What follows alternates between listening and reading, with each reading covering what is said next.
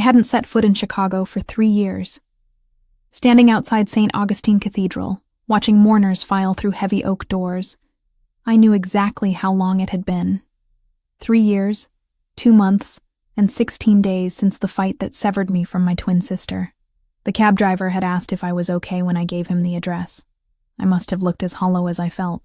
My reflection in his rearview mirror showed a stranger with blonde hair, pulled back too tight. Blue eyes rimmed red from crying on the flight from Prague. 28 years old, and I'd just lost the only person who shared my face, my DNA, half my childhood memories. Natalie was dead. Car accident, they said. The words in the email from her neighbor felt clinical, detached. Your sister passed away in a single-vehicle collision on Lakeshore Drive. Funeral services Friday at 2. I should have been here sooner. Should have answered her calls 6 months ago. Should have forgiven her for falling in love with a man whose world I couldn't stomach. But pride is a poison that works slowly, and now I'd never get the chance to tell her I was sorry. The cathedral steps were crowded with people I didn't recognize. Expensive suits, designer dresses, the kind of polished crowd that didn't belong at the funeral of a woman who used to steal my clothes and eat cereal straight from the box. These weren't Natalie's people. At least, not the Natalie I remembered. I pushed through the entrance. Late because my connecting flight had been delayed. The service had already started. A priest's voice echoed through the vaulted space. But I couldn't focus on his words. My eyes locked on the casket at the front, draped in white lilies. She was in there. My mirror image, forever still. Then I felt it, the weight of attention shifting like a physical force. Heads turned. One by one, the mourners twisted in their pews to stare at me. Gasps rippled through the crowd. A woman in the third row clutched her chest, her face draining of color. An older man stood abruptly, his chair scraping against marble. They were looking at me like I was a ghost. Of course, they saw Natalie. We were identical twins, same bone structure, same blue eyes, same wheat blonde hair. The only differences were invisible. She'd been fire where I was ice, impulsive where I was calculated. Our parents had trained us both, passed down their skills in observation, languages, survival, but Natalie had wanted freedom from that legacy. I'd embraced it. Natalie? Someone whispered her name like a prayer. I kept walking down the aisle, my heels clicking against stone. Every eye followed me. I didn't belong here, that much was clear, but I needed to see her one last time. Needed to say goodbye to the girl who used to hold my hand during thunderstorms when we were 6. My gaze swept across the front rows, searching for anyone familiar. That's when I saw him. He sat in the first pew, shoulders rigid beneath a black suit that probably cost more than my rent for a year. Dark hair, perfectly styled, strong jaw, the kind of profile that belonged on Roman statues. Even from behind, he radiated power, authority, danger. Gabriel Donatelli. Had to be. The man Natalie had chosen over me. He turned, and the world stopped. Devastation carved into every line of his face, transformed into something else. Shock, desperate hope, disbelief. Dark brown eyes, nearly black in the cathedral's dim light, went wide. His lips parted as if to speak, but no sound came. He rose from his seat, stumbling slightly, one hand reaching toward me. Natalie.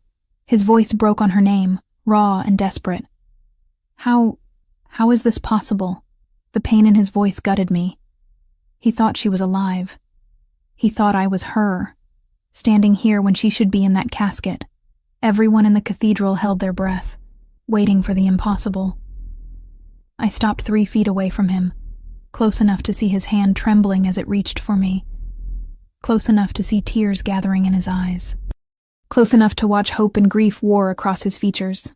"I'm not Natalie," I said quietly, my voice steady despite the chaos.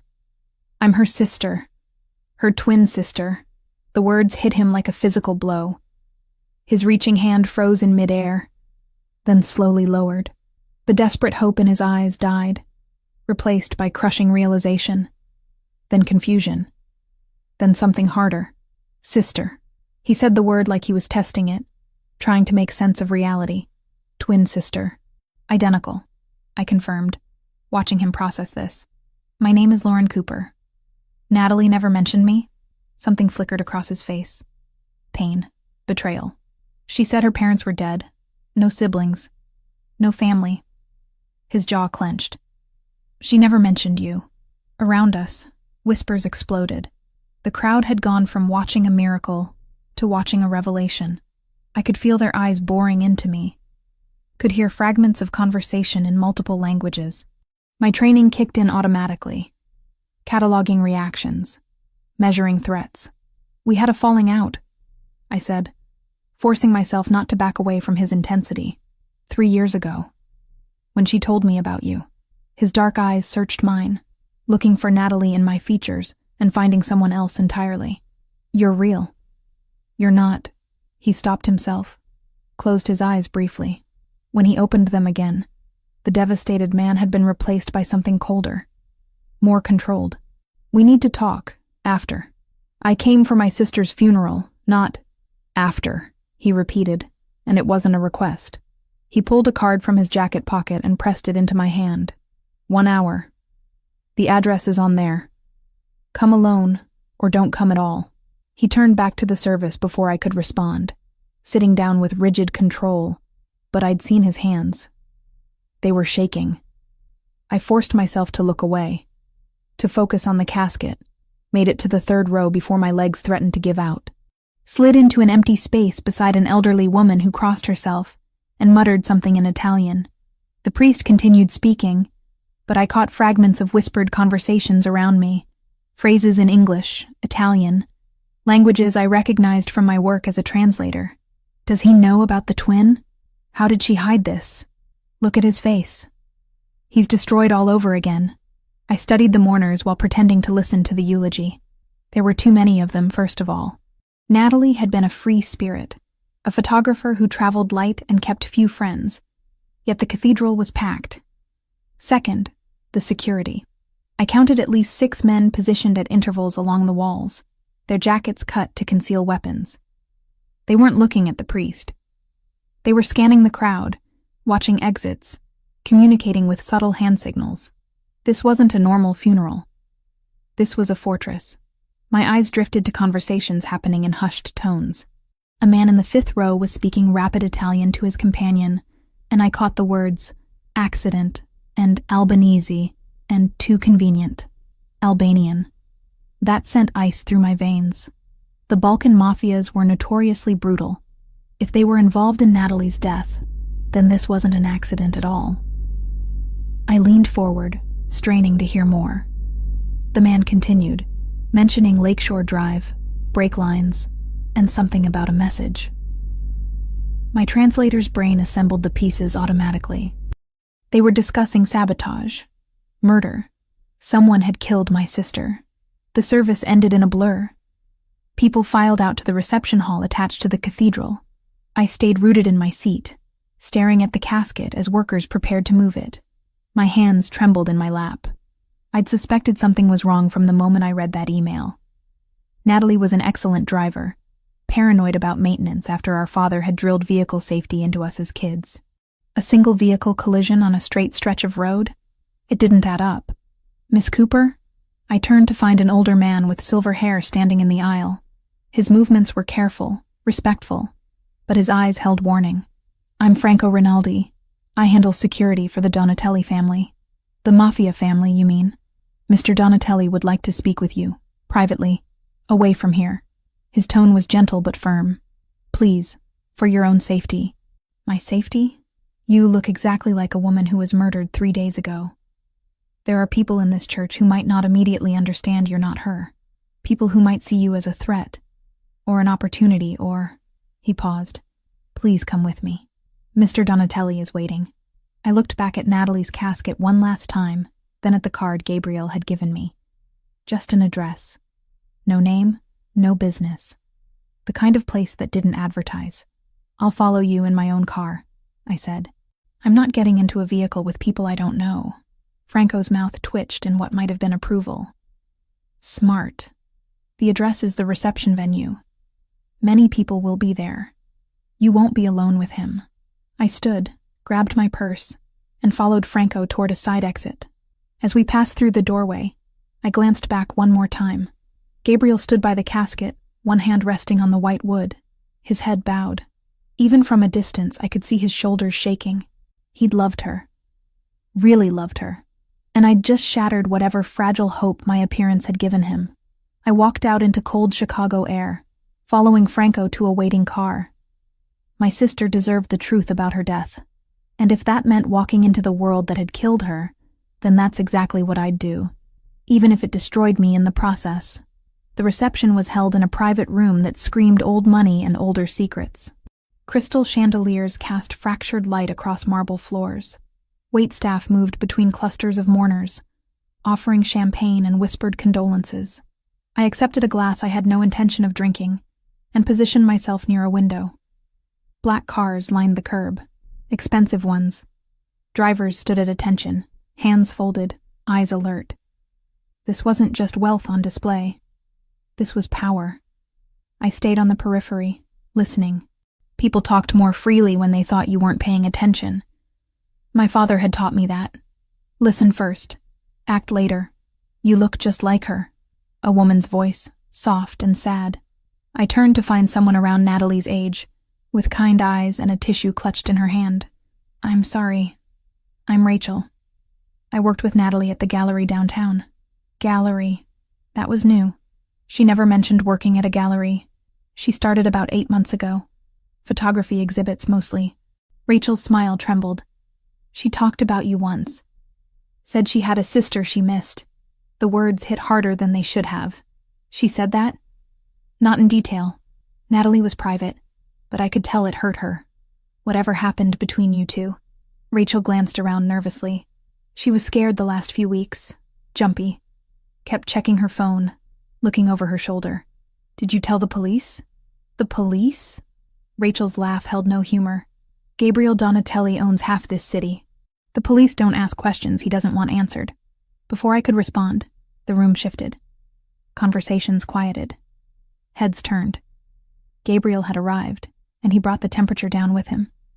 He moved through the crowd like a knife through water, people parting instinctively. Franco walked 2 steps behind.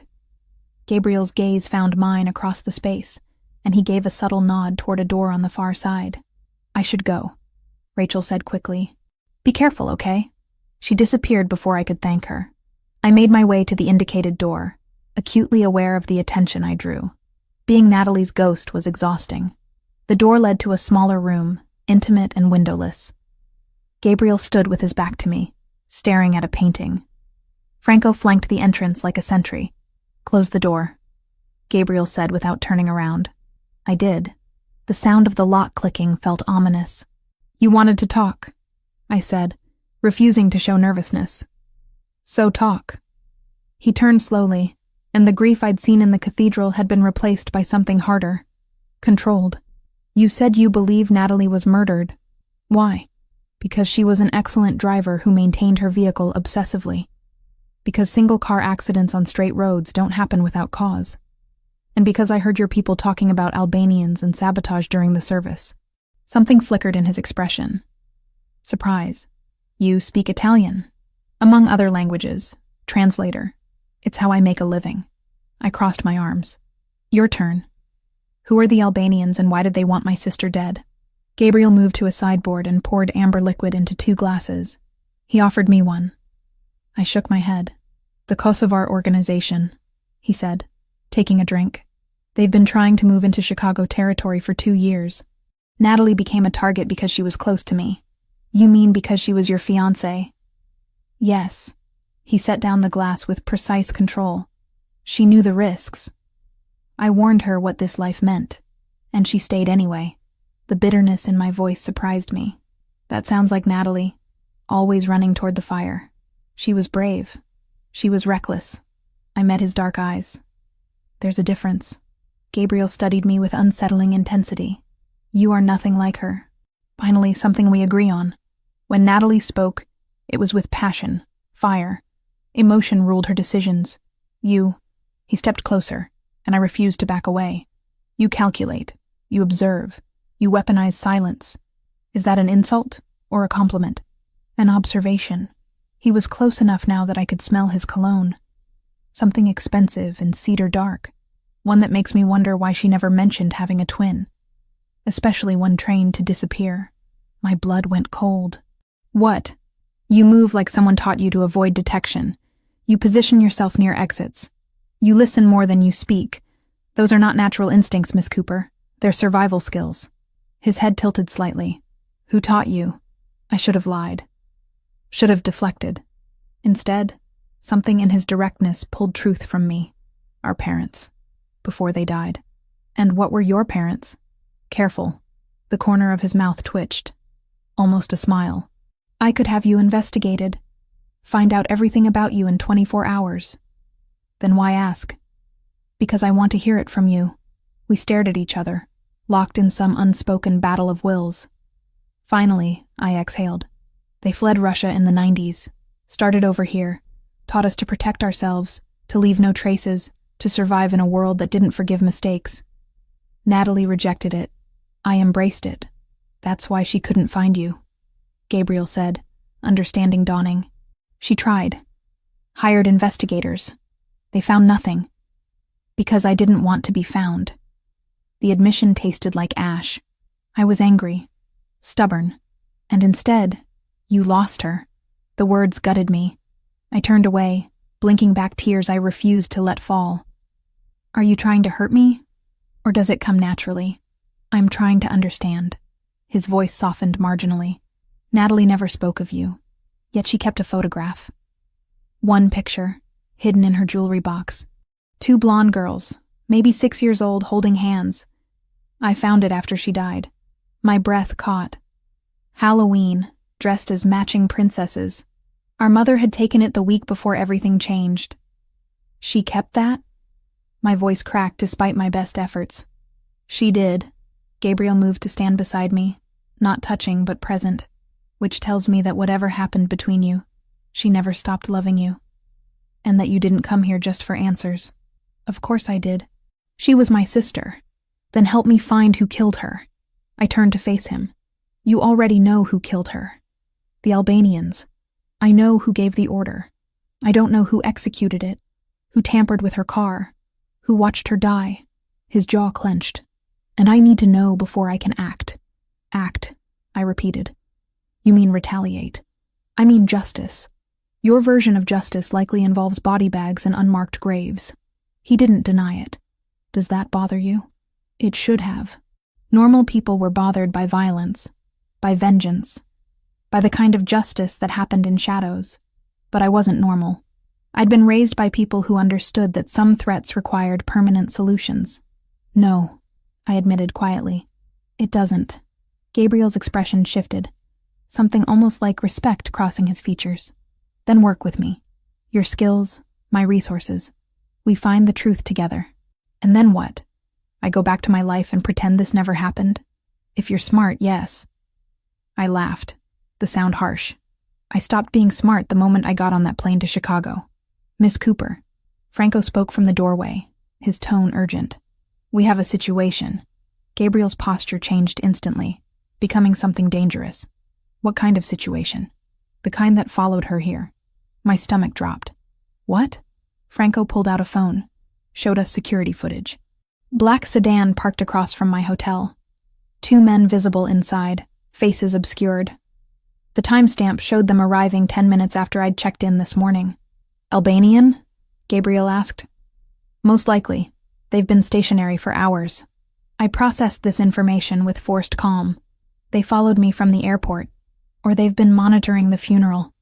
Gabriel countered, waiting to see if anyone unexpected showed up. His dark eyes fixed on me. Which you did. So what? They know Natalie had a twin. How is that a threat? Because you're asking questions. Because you look exactly like the woman they killed. He pulled out his phone, typed rapidly. You're not going back to that hotel. Excuse me? Franco, take her to the house. North property, full security detail. I am not going anywhere with you, I said firmly. I can handle myself. Against trained killers? With what? Sharp words and careful observation? His tone turned sharp. This is not negotiable, Miss Cooper. You involved yourself in this by coming here. Now you're a target. I can protect you or I can have someone clean up your body when they're finished. Your choice. The brutal honesty should have terrified me. Instead, something in me responded to it. The part that Natalie had shared. The part that recognized danger and ran toward it anyway. Fine, I said, but we do this my way. I'm not a prisoner, and I'm not helpless. I help investigate, or you can explain to the police how you let your dead fiancé's twin sister get murdered under your watch. Gabriel's eyes narrowed. Are you threatening me? I'm negotiating. For a long moment, we stood locked in silent combat. Then, impossibly, he smiled. A real smile. Small and sharp. Natalie never threatened me. She would beg, cry, seduce. You hold a knife to my throat and dare me to bleed. Is that a yes? That's a we'll discuss terms in a secured location. He gestured to Franco. Take her. I'll handle things here and meet you in an hour. Franco moved toward me, respectful but firm. I grabbed my purse and followed him out a side exit, away from the reception, away from witnesses. As we walked toward a waiting car, I pulled out my phone and sent a quick message to my emergency contact. Just in case. The last thing I saw before the car door closed was Gabriel watching from a window, his expression unreadable. I'd just agreed to enter the world that killed my sister. The world I'd spent my whole life learning to avoid. But Natalie deserved the truth, and I was going to get it, even if it destroyed me. Franco drove in silence, his eyes constantly checking mirrors. 2 cars followed us, maintaining precise distance. Protection detail, I assumed. The cityscape blurred past until buildings gave way to trees, then water. Lake Michigan stretched dark and infinite to our right, moonlight carving silver paths across its surface. How far is this place? I asked, breaking the quiet. 20 minutes north of the city. Secure location. Franco's tone was professional, almost gentle. Mr. Donatelli has several properties. This one is the safest. Safe from what, exactly? The Albanians you all keep mentioning? His jaw tightened. From anyone who might want to hurt you because of who you look like. Because I looked like Natalie. Because some part of me was her, walking and breathing when she no longer could. The thought made my chest ache. We turned onto a private road, gates opening automatically.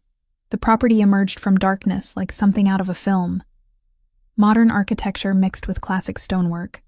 Floor-to-ceiling windows glowing warm against the night. Manicured lawns sloped down to a private dock. Money didn't just whisper here. It sang. Men in dark suits stood at strategic points. They nodded to Franco as we passed, their attention sharp and assessing when they saw me. I counted 8 visible guards. Probably more I couldn't see. Franco opened my door, and I stepped out into cold air that smelled of water and pine. Your luggage will be retrieved from the hotel and brought here. For now, let me show you inside. The foyer took my breath away. Marble floors, a staircase that curved like art, paintings that belonged in museums. But it was the photographs that stopped me cold. Natalie. Everywhere. On the mantel, the side tables. An entire wall dedicated to her smile, her laughter, her life with Gabriel. My throat constricted. This was his grief on display. His love immortalized in frames.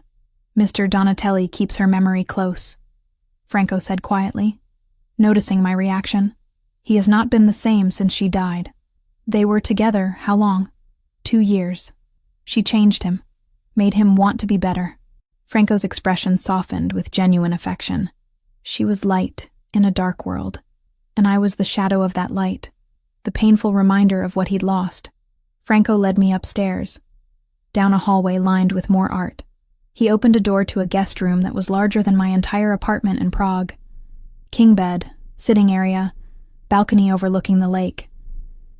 Everything was cream and silver, elegant and impersonal. You'll be comfortable here. Bathroom through that door. Clothes in the closet if you need them.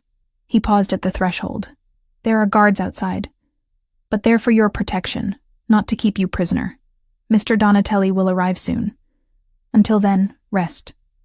You're safe here. The door closed with a soft click, leaving me alone with my thoughts and my sister's ghost. I explored the room with professional thoroughness. 2 exits, The door and the balcony. Windows locked, but not alarmed. Third floor, too high to jump, but possible to climb down if necessary. Old habits from childhood training, assessing every space for escape routes. The closet held women's clothing. Natalie's, I realized, touching soft fabrics in jewel tones. Emerald, sapphire, ruby. She'd always loved bold colors.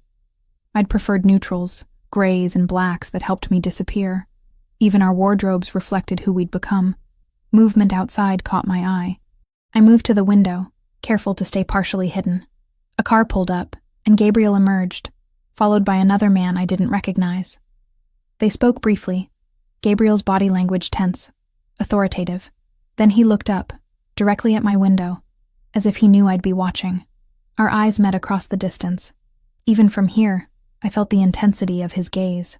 He disappeared inside. Minutes later, a knock on my door. "Come in," I called, already knowing who it was. Gabriel entered, and the room seemed to shrink around his presence. He'd removed his suit jacket, loosened his tie. Exhaustion lined his face, but beneath it, something harder remained. The grief-stricken fiancé from the funeral had been replaced by someone else entirely. Someone dangerous. "You settled?" he asked, closing the door behind him. As much as one can be when kidnapped by a Mafia boss. His mouth quirked. Rescued. The word is rescued. Semantics. He moved to the window, looked out at the dark water. This was Natalie's favorite room. She'd spend hours on that balcony, photographing the lake at different times of day. The information hurt. "You brought me to her room? It's the safest one. Best sightlines, reinforced walls, direct access to security." He turned to face me, though I suppose that wasn't the only reason. What was the other reason? Maybe I wanted to see if you'd react the same way she did. If you'd stand at that window and see what she saw. His dark eyes searched mine. But you don't. You cataloged exits, assessed threats, calculated risk. Even in grief, you're a survivor first. Is that criticism? It's admiration. He crossed to a dresser, opened a drawer, and pulled out a leather journal. I found this after the funeral, hidden in Natalie's things at the gallery. The police report on her accident is cursory at best. But this tells a different story. He handed me the journal. Natalie's handwriting covered the pages, familiar loops and curves that made my heart clench. I forced myself to focus on the words. Dates, times, descriptions of men following her, license plates, notes about conversations she'd overheard. My sister had been investigating something, documenting it with the same thoroughness our father had taught us. She was tracking the Albanians, I said, flipping through pages, trying to identify who was giving orders, who was making moves. Without telling me, Gabriel's voice held pain and anger in equal measure. She knew I would have stopped her, protected her. Instead, she played detective and got herself killed. She was trying to help you. She was trying to prove something. He moved closer, looking over my shoulder at the journal. Natalie always felt like she didn't belong in my world. Too soft, too innocent. She wanted to prove she could handle it. I found an entry dated 3 weeks before her death. The handwriting was shakier here. Urgent. She mentions a name. Silvio. Says he's been acting strange, taking calls he doesn't want overheard. Gabriel's entire body went rigid. "Show me." I pointed to the passage. Natalie had written about seeing Silvio meeting with someone at a restaurant downtown. A man she described as Albanian based on his features and language. They'd exchanged an envelope. "Silvio Moretti," Gabriel said, his voice dropping to something lethal. "My counselor. I've known him 15 years. Trusted him with everything. Natalie suspected he was working with the Albanians?" Suspected. Not confirmed, but I could see the gears turning in his mind, reassessing every interaction, every decision. If she's right, if Silvio betrayed me, then he didn't just pass information. He killed her. He gave them everything they needed to get to her. The fury in his voice was terrifying and oddly comforting. This was a man who would burn the world down for revenge. "We need proof," I said, forcing logic into the emotional storm. "Suspicion isn't enough. Proof can be extracted. Through torture. That won't hold up in any court." Who said anything about courts? Gabriel took the journal from my hands, his fingers brushing mine. The contact sent electricity up my arm. You need to understand something, Lauren. In my world, justice doesn't come from judges and juries. It comes from loyalty and consequences. If Silvio betrayed me, betrayed Natalie, he'll answer for it. Permanently. I should have been horrified. Should have argued for law and order and civilized solutions. Instead, I thought about my sister, terrified and alone in those final moments. About someone tampering with her car, watching her drive away to her death. Then let's get proof, I said quietly.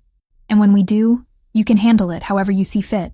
Gabriel studied me for a long moment, and something shifted in his expression. Understanding, maybe. Recognition that we weren't so different, he and I. Both raised in worlds where violence was currency and survival meant hard choices.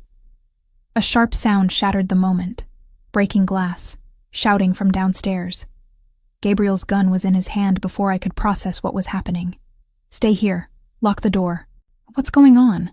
Someone just breached the perimeter. He moved to the door, every line of his body coiled and ready for violence. Franco!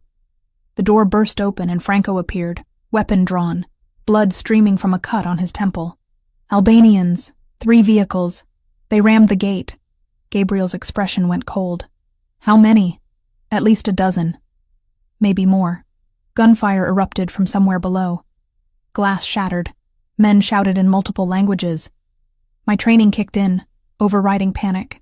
Where's the safest location in the house? Panic room, basement level, Franco said. But we need to move now. Gabriel grabbed my hand, pulling me toward the door. His grip was firm, steady. Stay behind me. Don't stop for anything. We ran. The hallway was chaos. Smoke filled the air. Alarms shrieked. And somewhere below, men were dying. Gabriel kept my hand locked in his as we moved, Franco leading with his weapon raised. 2 of Gabriel's guards appeared from a side corridor, taking defensive positions. Cover the stairs, Gabriel ordered. No one gets past this floor. We descended a back stairwell I hadn't noticed earlier. The sounds of fighting grew more distant, contained to the front of the house. Gabriel's security was holding the line, buying us time. The basement was surprisingly modern. Concrete reinforced with steel, emergency lighting casting everything in harsh white. Franco led us to what looked like a wine cellar, but when he pressed his palm to a panel, a section of wall slid open. The panic room was exactly what I expected. Reinforced walls, surveillance monitors showing multiple angles of the property, emergency supplies, weapons, a fortress within a fortress. How long can we stay here? I asked as Franco sealed the entrance behind us. As long as necessary, Gabriel said, moving to the monitors. His jaw clenched as he watched his men engage the attackers. Though I don't plan to hide while my people fight. Your people are trained for this. You're more valuable alive than dead in some pointless shootout. His dark eyes cut to me. Pointless? Strategic, I corrected. You said yourself this is about loyalty and consequences. Getting yourself killed before you can deliver those consequences would be pointless. Franco made a sound that might have been a suppressed laugh. She has a point, boss. Gabriel's expression remained hard, but he turned back to the monitors. I watched over his shoulder as the battle unfolded in grainy black and white. The Albanians were professional, coordinated. They'd come prepared for Gabriel's security, which suggested inside information. They knew the layout, I said quietly. Knew where your guards would be positioned. Someone told them. Silvio. Gabriel's voice was lethal. He's not answering his phone. Neither is his second in command. Convenient timing. Franco, I want Silvio found. Now. And I want to know where he was tonight. Franco was already on his phone, speaking rapid Italian to someone on the other end. Meanwhile, the monitors showed Gabriel's men slowly gaining ground. The attackers were retreating, outnumbered and outgunned now that the element of surprise had faded. 10 minutes later, it was over. Bodies littered the front lawn, most of them Albanian. 3 of Gabriel's men were injured, 1 seriously. But they'd held the property. All clear, Franco reported, receiving confirmation through his earpiece. Perimeter secure, ambulance en route for our wounded. Gabriel holstered his weapon. The bodies? Being handled. Police have been notified it was an attempted robbery. They won't ask questions. Of course they wouldn't. This was just another night in a world where violence was currency, and law enforcement looked the other way. We returned upstairs to find the house transformed. Bullet holes pocked the walls. Glass glittered across marble floors. Blood stained the foyer where someone had fallen. Men in dark suits moved with practiced efficiency, cleaning, documenting, erasing evidence. "Your room is untouched," Franco said to me. "But perhaps you'd prefer different accommodations tonight." "She stays near me," Gabriel said before I could respond. "The master suite. Double the guards on that floor." I should have argued, should have insisted on independence. But standing in the wreckage of an attack meant to kill me. I found myself nodding. Gabriel led me to the opposite wing, to a suite that was somehow both luxurious and masculine. Dark woods, leather, floor-to-ceiling windows overlooking the lake. A California king bed dominated the space. "There's a sitting room through there," he said, gesturing to an adjoining door. "Couch converts to a bed. You'll have privacy." "Thank you." He moved to the windows, looking out at the water. Dawn was breaking, painting the sky in shades of amber and rose. We'd survived the night, but at what cost? "They'll come again," I said quietly. "The Albanians. If Silvio told them about me, they'll keep trying until I'm dead. Then we eliminate the threat before they get another chance." He turned to face me, exhaustion lining his features. "I should never have brought you here. Should have put you on the first plane back to Prague and forgotten you existed. But you didn't." "No, I didn't." His gaze held mine, searching. "Because you're the first person who understands. Who knows what it's like to lose someone and want vengeance more than breath. Who doesn't flinch at the ugly truth of what I am. And what are you, Gabriel? A monster who loved an angel. Who watched her die because I couldn't protect her. Who sees her face every time I look at you and knows I'm failing her all over again." The pain in his voice broke something in me. I crossed the space between us. Driven by impulse I didn't understand. I'm not her. I'll never be her. But I'm here. And I'm not going anywhere until we find who killed my sister. His hand came up, fingers tracing my jaw with devastating gentleness. "You look so much like her. Same face, same eyes. But when you speak, when you move, you're completely different. It's like watching a familiar melody played in a different key. Gabriel, I know I shouldn't touch you, shouldn't feel what I'm feeling. But standing here, knowing I almost lost you tonight," his thumb brushed across my lower lip, and heat flooded through me. "Tell me to stop. I should have. Everything about this was wrong. Complicated. A betrayal of my sister's memory. But Natalie was gone. And I was alive. And the man standing before me made me feel something I'd never experienced. "I can't," I whispered. He kissed me. Slow at first, questioning. Then deeper when I responded, his hand sliding into my hair, pulling me closer. I tasted coffee and grief and something desperately alive.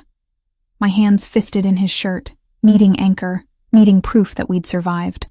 When we finally broke apart, both breathing hard, reality crashed back in. "That was a mistake," I said, even as my body screamed otherwise. "Probably." He didn't let go, but I don't regret it. We barely know each other. I know you're brave. I know you're smart. I know you loved your sister enough to walk into danger for answers. His forehead rested against mine. And I know that when I thought those bullets might reach you, I was more terrified than I've been since Natalie died. I pulled back, needing space to think. This is grief. Trauma. Two people clinging to each other because we're both broken. Maybe. Or maybe it's two people finding something real in the middle of hell. He let me go, stepping back. "Get some rest. We'll talk about Silvio when you wake up. Where are you going?" "To deal with the aftermath. To make sure my men are cared for. To start hunting the bastard who betrayed us." His expression hardened. "And when I find him, I'm going to make sure he regrets every breath he took after selling out Natalie." He left before I could respond, leaving me alone in his suite, with the taste of him still on my lips, and questions I couldn't answer. I wandered into the sitting room, found the couch. Through the windows, the lake stretched endless and serene, indifferent to the violence that had unfolded on its shores.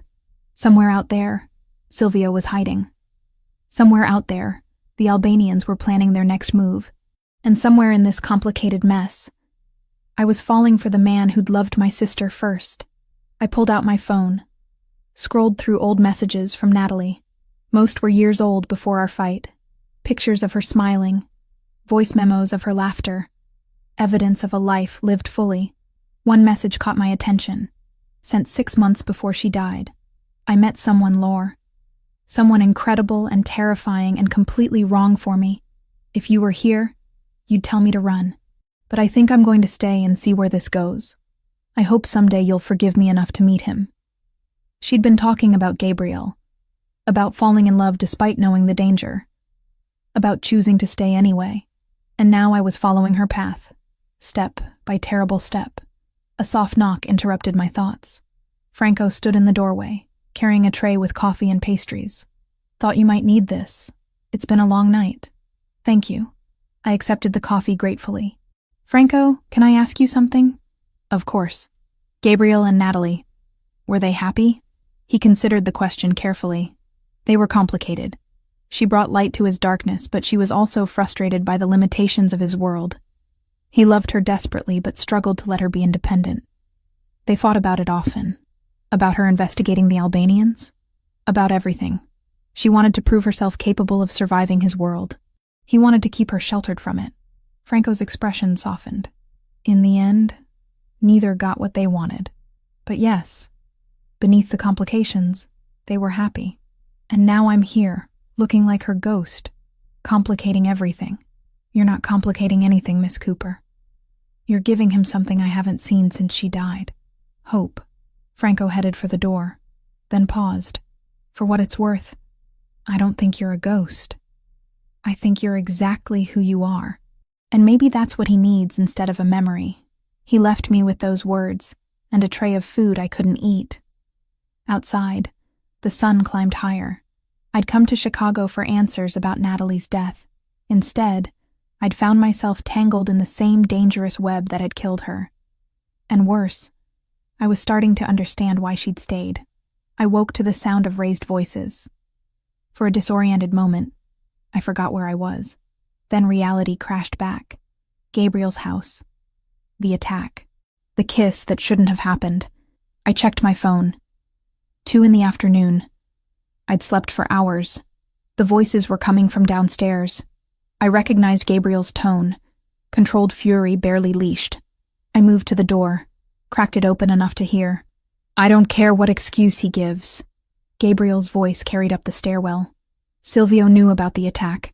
His phone records show calls to known Albanian operatives. Boss, he's asking to meet. Says he can explain everything. That was Franco, measured and careful. It's a trap. Probably. But he claims he has proof the Albanians are planning something bigger. Silence stretched. Then Gabriel spoke, his voice colder than I'd ever heard it. Set it up. Neutral location, full security. And Franco? Whatever happens, Silvio doesn't walk away. I dressed quickly in clothes from the closet. Black jeans that fit surprisingly well, a charcoal sweater. Natalie's clothes, I realized. We'd always been the same size. Gabriel was in his office when I found him, standing at the window with his back to the door. He didn't turn when I entered, but his shoulders tensed. You heard, he said. Statement, not question. Hard not to. You weren't exactly quiet. I wasn't trying to be. He finally faced me, exhaustion carving lines around his eyes. Silvio wants to meet tonight, claims he has information, and you think it's a trap. I know it's a trap. The question is whether the information is worth walking into it. He moved to his desk, pulled up security footage on his computer. We found him through his mistress. The screen showed a middle-aged man with silver hair and sharp features. Handsome in a polished way, expensively dressed. He was pacing in what looked like a hotel room, phone pressed to his ear, gesturing wildly. That's Silvio? 30 years in this life. I've known him since I was 18. Gabriel's jaw clenched. And he sold out Natalie for what? Money? Territory? Cowardice? He looked at me, really looked, and something shifted in his expression. You're wearing her clothes. Everything else I own is still at the hotel. She wore this the night I met her. Gallery opening downtown. She took my picture without asking. Said I had interesting shadows. The intimacy of the memory hung between us. Gabriel, I know this is complicated. That I should keep my distance. That you're her sister and this is wrong. His hand moved to my face, cupping my cheek. But I can't seem to stay away from you. We kissed once. In the aftermath of violence and grief. That doesn't mean... It means everything. His thumb traced my cheekbone. Because I've been thinking about it all day. Because you're not her, Lauren. You're something entirely different. And that terrifies me. I should have pulled away. Instead, I leaned into his touch. What are you saying? I'm saying I want you to come with me tonight. To the meeting with Silvio. I want your eyes on this. Your instincts. You see things others miss. He paused. But more than that, I want you close because the thought of you out of my sight makes me reckless. You want me at a confrontation with the man who killed my sister. I want you helping me get justice for her. I considered this. Every rational part of me screamed that I should leave Chicago. But the part that had loved Natalie, that had inherited our parents' darkness, wanted to see Silvio's face when he realized his betrayal had consequences. Okay, I said. I'll come. Gabriel pulled a small handgun from his safe. Glock 43, 9mm, easy to conceal. Franco will get you a holster. I took the weapon, checked the chamber, tested the weight. The movements came automatically, muscle memory from training sessions when I was 15. You handle that like you've done it before, Gabriel observed. I have. Though I've never shot at a person. Hopefully tonight won't be your first time. The hours until the meeting crawled by. Franco fitted me with an earpiece and a holster that sat comfortably at the small of my back. He walked me through the warehouse layout using blueprints, showing me exits, cover points, danger zones. You stay with Mr. Donatelli at all times, Franco instructed. Silvio is dangerous. He's cornered, desperate. Don't underestimate him. At 8:30, we left. 3 cars, 12 men, enough firepower to start a small war. I sat in the back with Gabriel, his hand finding mine in the darkness. Neither of us spoke. The warehouse loomed against the night sky, dark except for a single entrance lit by harsh spotlights. Silvio's people were already visible, 4 men positioned strategically. Everyone clear on the play? Gabriel spoke into his radio. Confirmations came back. Good. Let's end this. We exited the vehicles. The cold October air bit through my sweater. Gabriel's hand rested on the small of my back as we walked toward the entrance. Franco walked ahead, weapon visible. Inside, the warehouse was exactly what I expected. Concrete floors, rusted equipment, the smell of old oil and decay. Silvio stood in the center under a hanging work light, looking smaller than he had on the security footage. Older. Frightened beneath the expensive suit. Gabriel, his voice carried across the empty space. Thank you for coming. Give me one reason I shouldn't kill you right now. Gabriel's tone was conversational, which somehow made it more terrifying. Because I can give you Victor Castrati, the Albanian boss, location, schedule, vulnerabilities, everything you need to end this war before it destroys you. And why would you do that? You've been working for them. I've been surviving. They approached me a year ago, threatened my family. I gave them information to keep them safe. But they went too far. Silvio's eyes drifted to me, and genuine pain crossed his face. I never wanted Natalie dead. That wasn't supposed to happen. But it did. Gabriel's voice dropped to something lethal. Because you gave them everything they needed to get to her. They said they just wanted leverage. I swear, Gabriel, I didn't know they'd kill her. His voice broke. I've been trying to make it right ever since. By waiting until they attacked my home?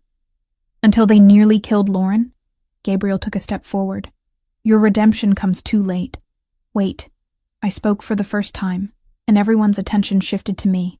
You said you're giving us Victor. What's the catch? Silvio's eyes met mine, and I saw calculation behind the fear. The catch is that I walk away. New identity, money, protection. I disappear, and you get the man who actually ordered Natalie's death. No. Gabriel's response was immediate. Then we all die. Silvio pulled his hand from his pocket. and suddenly his men had weapons raised. Gabriel's people responded in kind, and the warehouse became a standoff. I activated a dead man's switch when you arrived. If I don't check in every 15 minutes, information about your operation goes to the FBI. Every account, every contact, every dirty deal. The betrayal ran deeper than we'd known. Silvio hadn't just sold out Natalie. He'd been preparing to destroy everything. Gabriel's expression went cold. You're bluffing. Am I? Are you willing to bet your empire on it? Silvio's voice grew stronger. I'm offering you Victor on a silver platter. The man who killed your fiancée. Take the deal, Gabriel. Let me go, and I'll give you vengeance. The silence stretched tight as a wire. I could feel Gabriel's fury radiating beside me. He wanted Silvio dead. But he wanted Victor more. Show me proof, Gabriel said finally. Proof you actually have access to Victor. Silvio pulled out his phone, tapped the screen, then turned it toward us. A photo showed Victor Castrati entering a building, timestamp from earlier today. Another showed his schedule for the next week, detailed and specific. I've been his inside man for a year. I know everything. Silvio's smile was bitter. Take it or leave it, Gabriel. Decide fast. My next check-in is in 8 minutes. Gabriel looked at me, and I saw the question in his eyes. What would I do? Let Silvio walk to get Victor, or demand justice now and risk everything? I thought about Natalie, about how she'd tried to prove herself in a world that ultimately killed her, and I thought about what she would want. Not revenge against the messenger. Revenge against the man who'd given the order. Take the deal, I said quietly. Get Victor. Gabriel's jaw clenched, but he nodded. Fine. Give us Victor, and you walk. But Silvio? He stepped closer. If you're lying, if this is a setup, I will find you. I will find everyone you've ever loved. And what happens to them will make you wish you'd died here tonight. Silvio swallowed hard. I understand. Then talk, and make it count. What followed was 30 minutes of information. Victor's location, a penthouse in downtown Chicago. His schedule, his security detail, his weaknesses. Silvio laid it all out with the precision of someone who'd been planning this revelation for months. When he finished, Gabriel pulled out his phone and made a call. Let him go. Full surveillance. If he contacts the Albanians, end him. Silvio and his men backed toward the exit. At the threshold, he paused and looked back at me. For what it's worth, Miss Cooper, your sister was brave. Braver than I was. I'm sorry I couldn't protect her. Then he was gone, disappearing into the night with his freedom bought in blood money and betrayal. Gabriel turned to me, and the fury in his eyes was breathtaking. We're going after Victor, tomorrow night. And when we find him, I'm going to make sure he knows exactly why he's dying. Good, I said simply, because I want to be there when you do. The day of the operation felt surreal. Gabriel's people moved through the house like shadows, assembling weapons, reviewing blueprints, communicating in coded language. I stayed in Gabriel's office, monitoring communications equipment while Franco walked me through the plan. Victor's penthouse occupied the top 3 floors of a luxury building downtown. Heavy security, both electronic and human.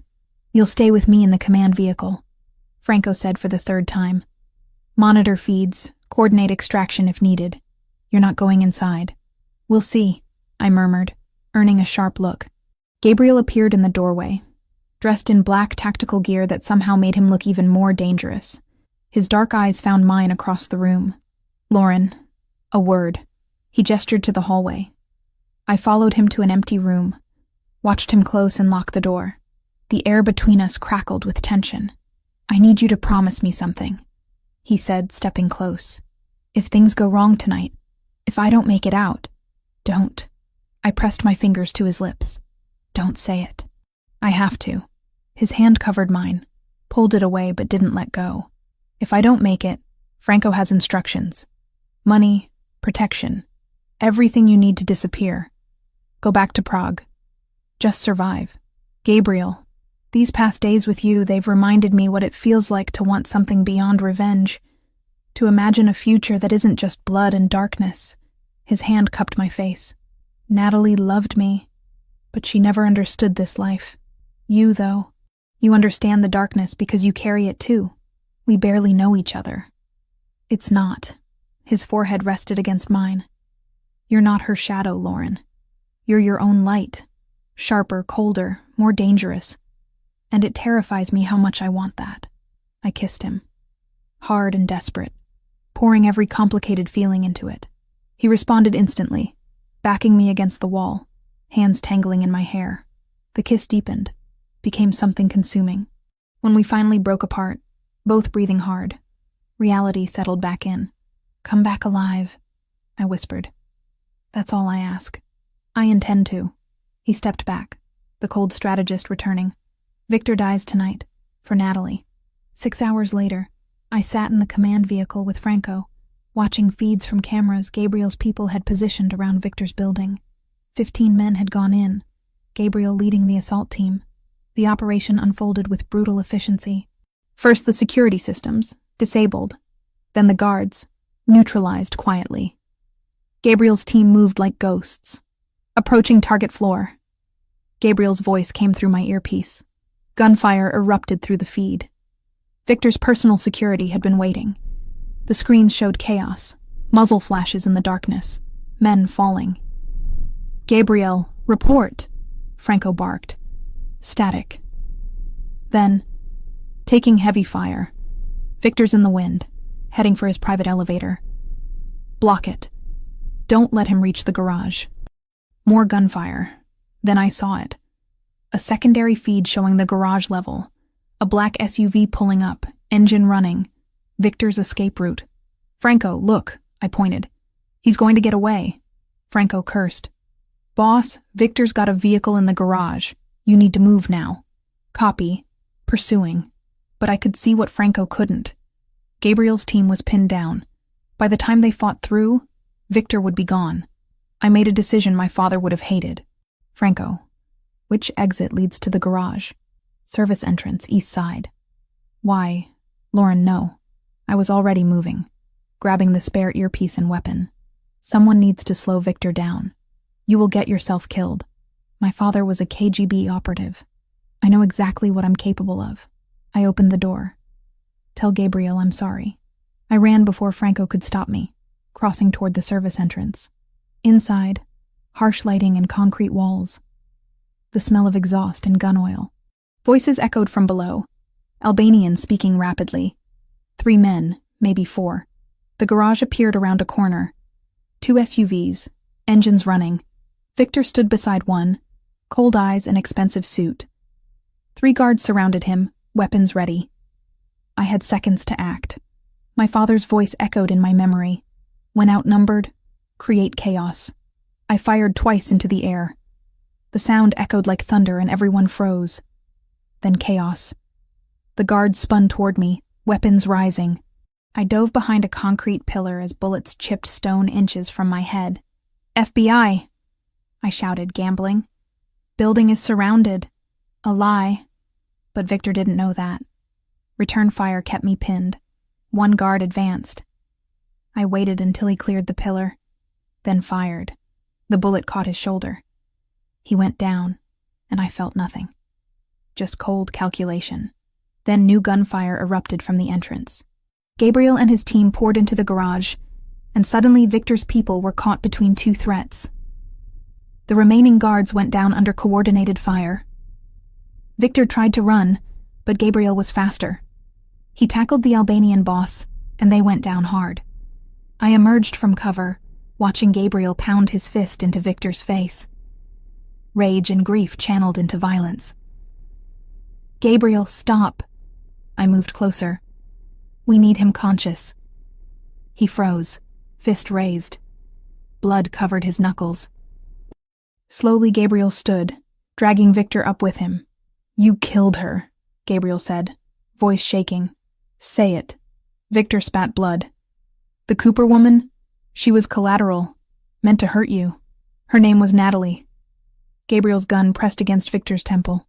And she was worth 10 of you. Gabriel, I put my hand on his arm. Not like this. Make him answer for it properly.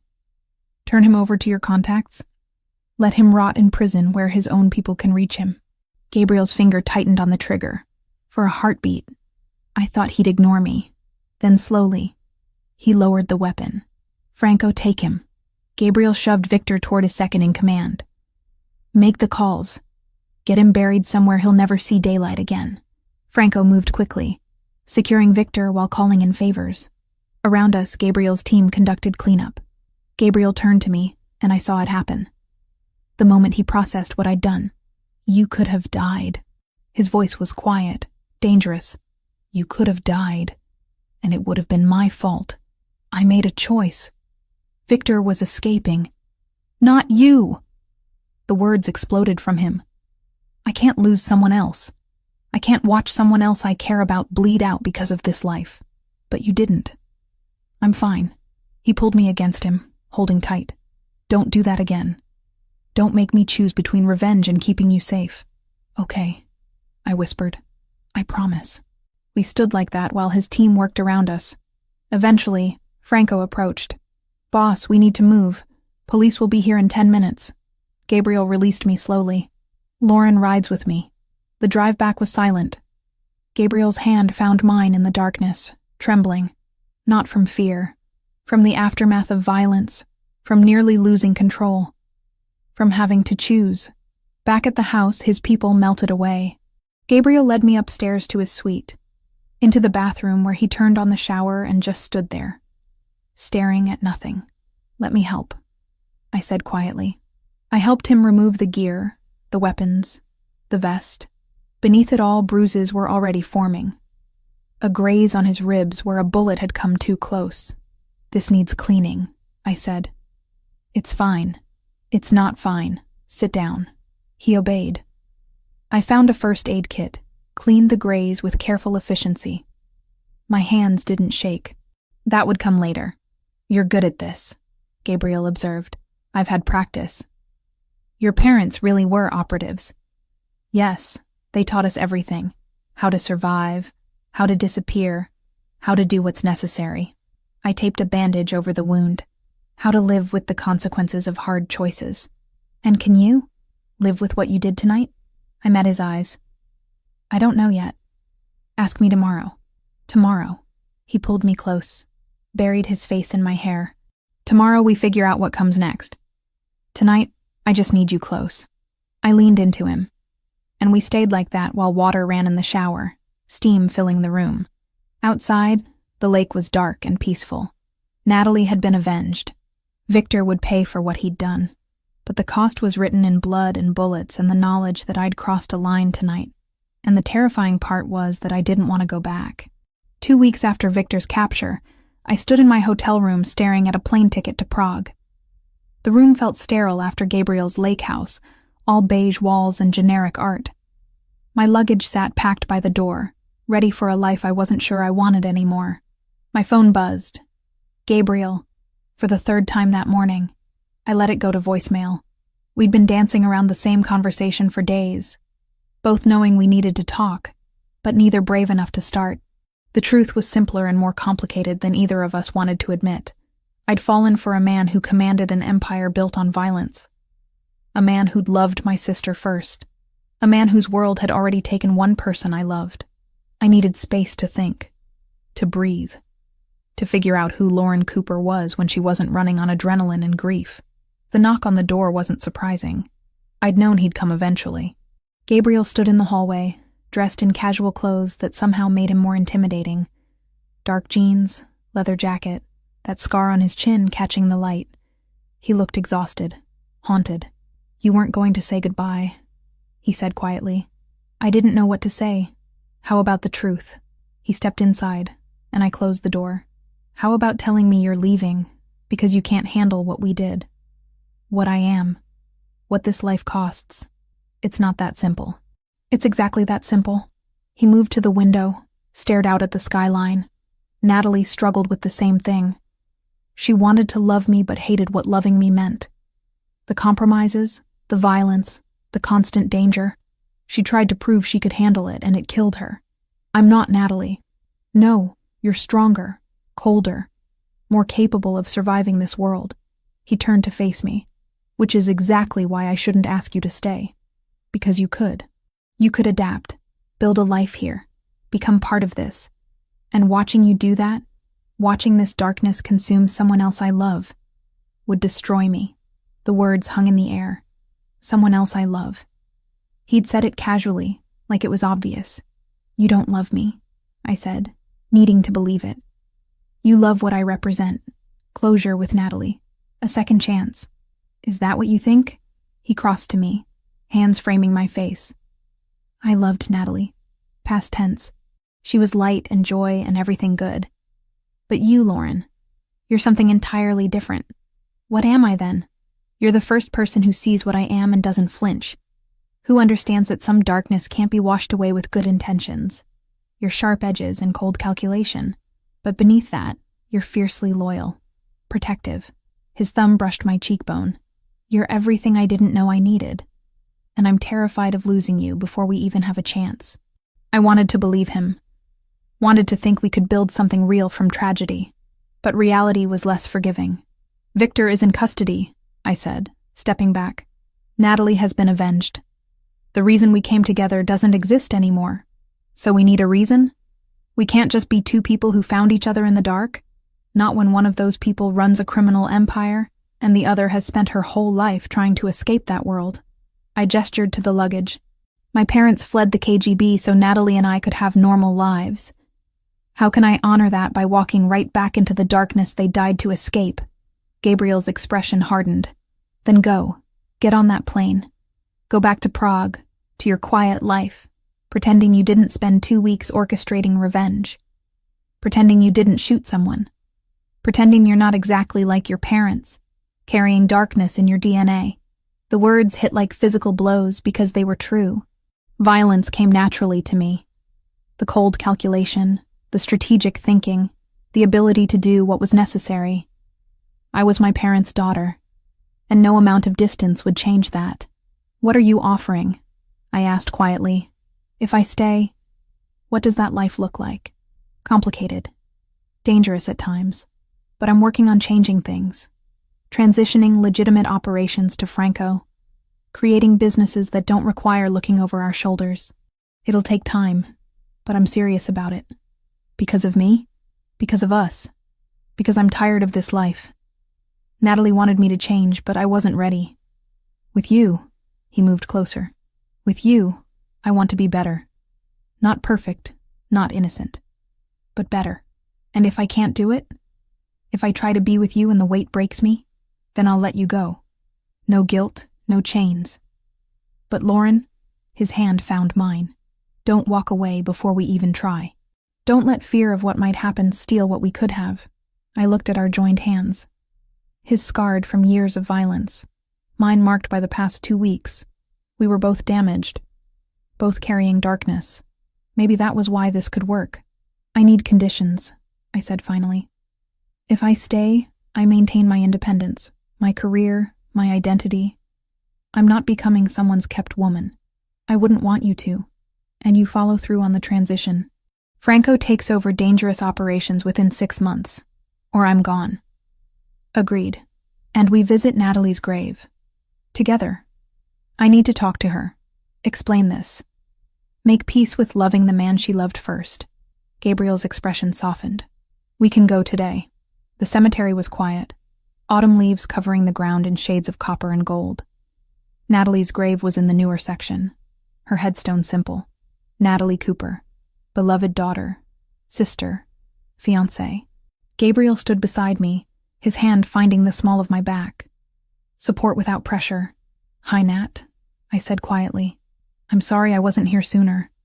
Sorry for 3 years of silence, for letting pride keep us apart. Wind rustled through nearby trees. I met him. Gabriel. The man you loved. I glanced at him. You were right. He's worth the risk. Worth the complications. I didn't understand that before, but I do now. I loved her, Gabriel said, speaking to the stone. But I wasn't good enough for her. Wasn't ready to be what she needed.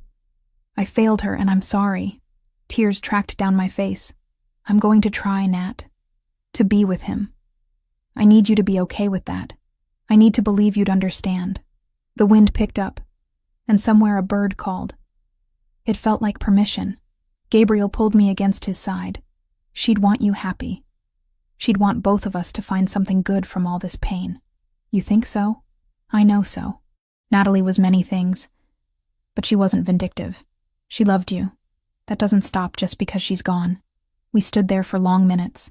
Finally, I placed flowers on the grave, white lilies like the ones at her funeral. I'll come back, I promised. I'll tell you how it goes. You won't be forgotten, Nat. Not by me, not by him.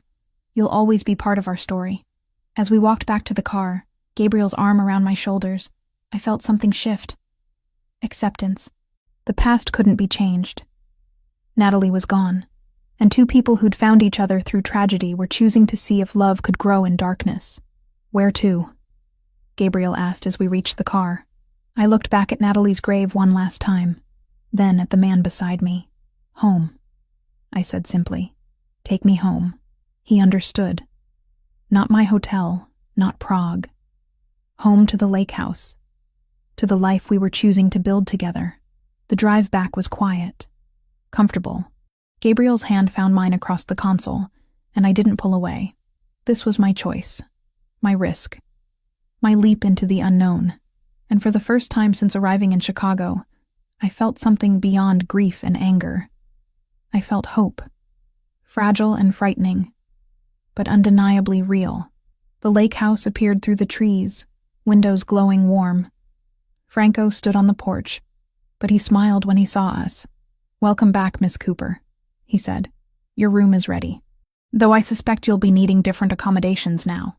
"Franco," Gabriel warned, but there was no heat in it. "What?" "I'm just saying what everyone's thinking." Franco's expression turned serious. "For what it's worth, I'm glad you stayed. Boss needs someone who isn't afraid to challenge him." "That's the plan," I said. Inside, the house felt different. Less like a monument to Natalie, and more like a place that could hold new memories.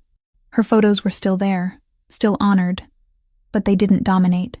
Gabriel had made changes, creating space for me without erasing her. "I'll have your things moved from the hotel tomorrow," he said, leading me upstairs. "But tonight, I just want you here. Want to know you're safe, that you're staying, that this is real." We reached the master suite, and he paused. "Last chance to change your mind. To say this is too fast, too complicated, too much." I kissed him instead of answering. Slow and deep, pouring certainty into it. When we finally broke apart, he rested his forehead against mine. "I'll spend the rest of my life proving you made the right decision."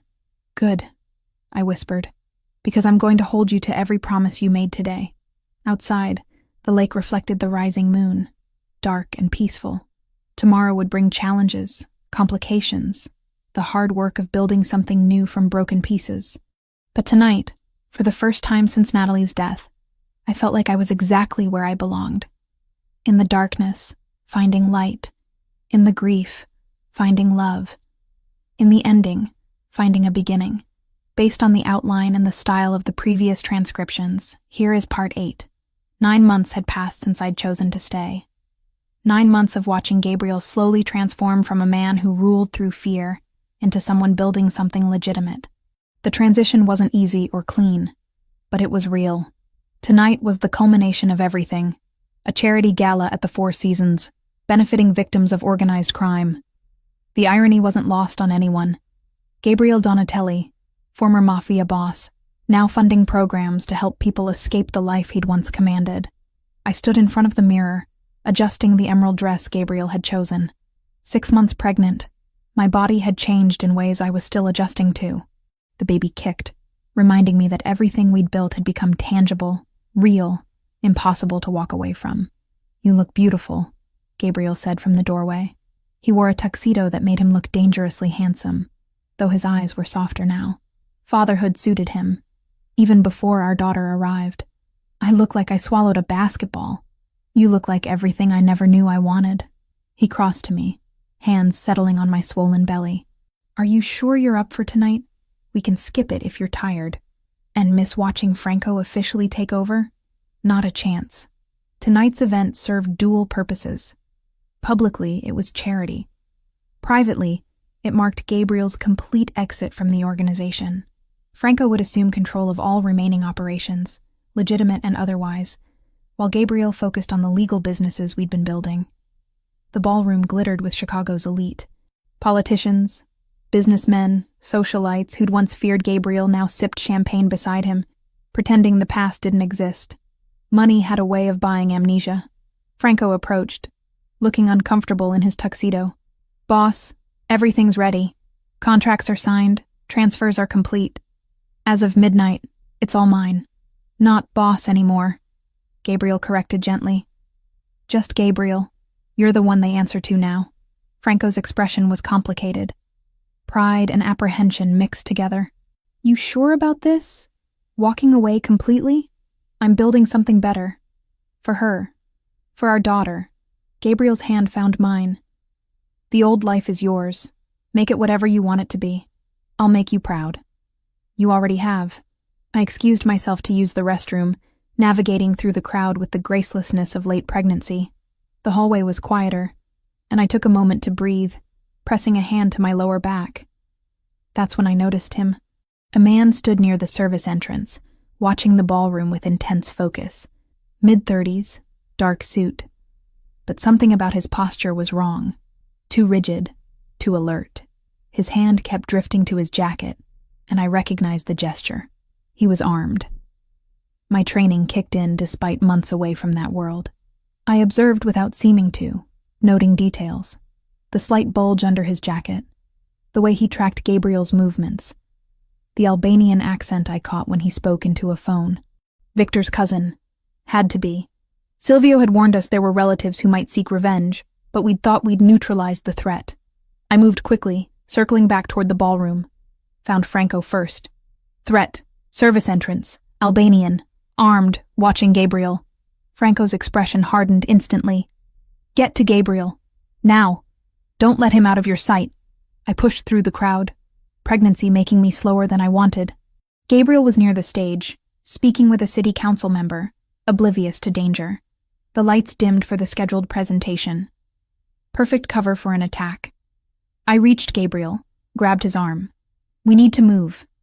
Now." "Lauren, what?" "Albanian. Service entrance. He's here for you." Gabriel's transformation was instantaneous. The civilized businessman disappeared, replaced by the predator. His hand found the small of my back, guiding me toward an exit. Too late. The man emerged from the service entrance, weapon rising. Everything happened in seconds. Franco appeared from nowhere, tackling the Albanian before he could fire. They went down hard, and the crowd erupted into screams. Gabriel shielded me with his body, backing us toward cover. More security poured in, Gabriel's former men who still protected him. The Albanian was subdued, dragged away, but the damage was done. The illusion of safety, of normalcy, shattered like glass. Gabriel held me, hands checking for injury. "Are you hurt? Is the baby—" "We're fine, I'm fine." But my hands were shaking now, adrenaline catching up. "How did he get in? Your security?" Was focused on external threats. He came as catered staff. Gabriel's jaw clenched. "This is my fault. I should have been more careful. This is Victor's cousin's fault. And it's over now." I pressed his hand to my belly where our daughter kicked. "We're alive. We're together. That's what matters." Police arrived, asking questions we'd answered 100 times before. Former associates vouched for Gabriel's reformed status. The Albanian was taken into custody. And slowly, the chaos settled. In the aftermath, we stood on the hotel balcony overlooking the lake. The same lake we'd stared at from Gabriel's house months ago. Dark and peaceful. And indifferent. "Maybe Franco should handle everything," Gabriel said quietly. "Maybe I'm fooling myself thinking I can build something clean from this. You already are building it. One foundation at a time." I leaned into him. Tonight was one man's vendetta. Tomorrow is a foundation helping abuse survivors. A scholarship program. Legitimate businesses employing people who need second chances. That's your legacy now. Our legacy.